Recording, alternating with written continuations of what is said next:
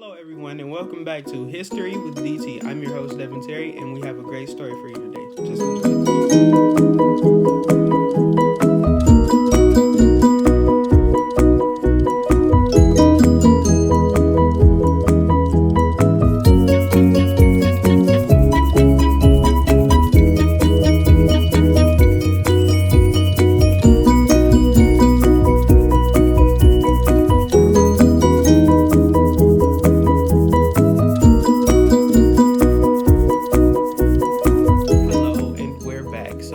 Today we're going to talk about imperialism, specifically Egyptian imperialism. But before we jump into that, I want to start with what even was imperialism.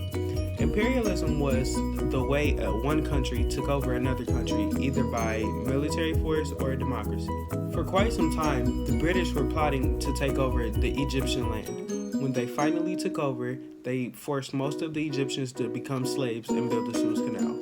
The Suez Canal was a body of water connecting the Mediterranean Sea with the Red Sea, and it made traveling a lot easier to move ships from back and forth to import different items.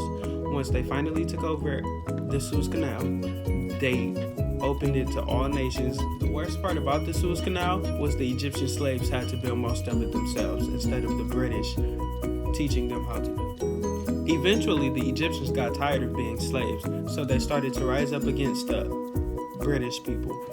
But before they could even get the chance to fight, the British let them go because they found out and they didn't have the money for another war. Now that they were released, the British left behind a pretty good society, I'd say. Before the British came, they didn't hardly have any modern technology, and when the British left, by the time the British left, the Egyptians had modern irrigation systems and even public health and education, and I'd say that's a lot better than what they had before. And I'd say they agree with me.